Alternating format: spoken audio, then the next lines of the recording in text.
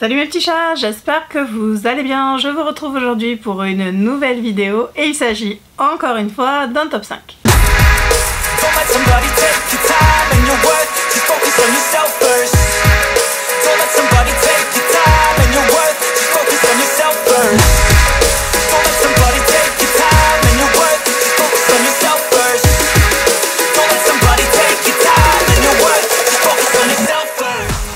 Donc comme je vous le disais en introduction, il s'agit d'un top 5 et aujourd'hui je vais vous présenter 5 séries qu'il faut à tout prix avoir lues en MM pour moi. Je suis désolée, ce ne sont que des séries en anglais, mais elles sont traduites. Alors, j'ai voulu vous sortir tous les livres des séries pour vous montrer à chaque fois tous les livres. En plus, ça vous montrer que je les avais quasiment tous. Mais une de ces séries a vraiment trop de livres. Enfin, il y en a deux qui ont vraiment énormément de livres, donc je ne me voyais pas les porter tous. Donc, je vous ai sorti à chaque fois le tome 1. La première série dont je ne pouvais pas ne pas vous parler, forcément, je vous en ai parlé 70 milliards de fois, donc ça va aller assez vite, c'est Cut and Run, donc la série de Taï Zane de Abigail Roux et Madeleine Urban, qui est introuvable en français. Les premiers tomes en tout cas sont introuvables en français. Les tomes 5 et 6, 5, 6, 7, 6, 7, 8, 6, 7, 8 sont traduits aux éditions Bookmark. Mais bien entendu il n'y a pas. Alors comme je l'ai déjà dit dans plusieurs vidéos, n'hésitez pas à m'envoyer, me mettre un message en commentaire si jamais vous cherchez la série en VF. Personnellement j'ai les 9 tomes en VO, c'est une série que j'aime d'amour. Voilà, Taï Zane, je les ai tatoués dans la peau, on n'en reparlera pas, je vous en ai déjà parlé 70 milliards de fois. C'est THE série MM qu'il faut avoir lu pour moi et que je relis hyper régulièrement, que j'aime toujours autant d'amour fort, enfin bref. Taï Zane. La deuxième série dont je voulais vous parler est une série qui s'est terminée l'année dernière. Il s'agit de la série Southbound de Hayley Turner, donc en français c'est Dette de sang, c'est aux éditions Bookmark. Il y a 7 tomes, c'est ça, la série est maintenant terminée, il y a 7 tomes. En français ils en sont au 6 je crois que le 7 va pas tarder à sortir, voire il est sorti. J'adore cette série, voilà, c'est une série d'urban fantasy qui est juste génial. Voilà, c'est l'histoire de Patrick et Jono, je vous en ai aussi beaucoup parlé. J'aime beaucoup l'univers qui est présenté, il y a des loups-garous, il y a des dieux et des créatures surnaturelles, je vous en dis pas plus. Enfin, pas que des loups-garous d'ailleurs, des métamorphes. Et c'est juste génial, franchement j'aime énormément cette série, elle est très très bien écrite. Moi, pardon, je les ai lus en VO.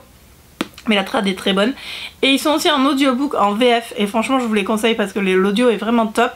Et j'ai beaucoup aimé cette série. Et donc, écoutez-les en audio aussi si jamais ça vous tente. Mais franchement, c'est juste une série qu'il faut à tout prix avoir lu. Qui, à mon sens, est juste géniale. Donc, la meilleure série d'Urban Fantasy qui m'était donnée de lire en MM. Donc, à ne pas manquer.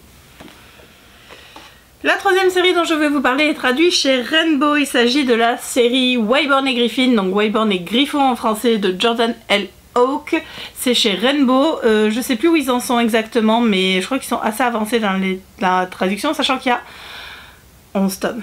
Oui, il y a 11 tomes dans cette série, j'ai les 11, donc j'allais pas porter les 11 bouquins, vous vous en doutez bien. C'est du fantasy, alors c'est de la romance historique fantasy. Fantastique. Il y a des pouvoirs magiques.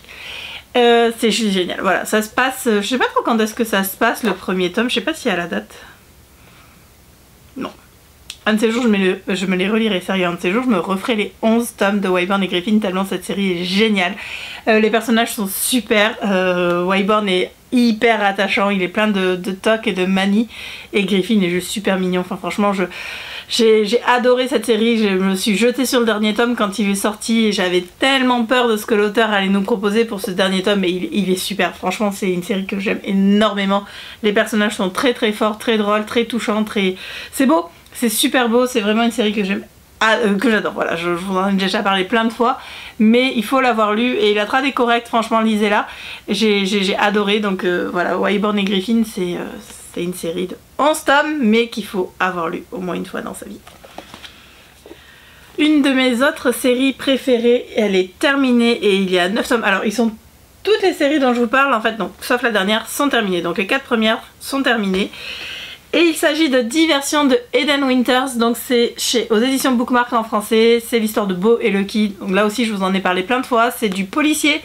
Beau et Lucky travaillent pour le bureau des contrôles de prévention, détournement des bureaux Alors, le service de contrôle et de prévention du détournement du bureau des narcotiques du Sud-Ouest. En fait, ils vont travailler sur tout ce qui est affaire avec des médicaments, des drogues, ce genre de choses. Donc c'est vraiment super intéressant parce qu'on en apprend beaucoup sur le système de santé américain. Donc c'est assez impressionnant. Et les personnages sont juste géniaux. C'est des personnages qui évoluent énormément, que ce soit Beau ou Lucky. Ils évoluent beaucoup dans toute la série. C'est très drôle. Franchement, quand je l'ai lu celui-là, j'étais dans le train, je rentrais d'un salon, j'étais morte de rire.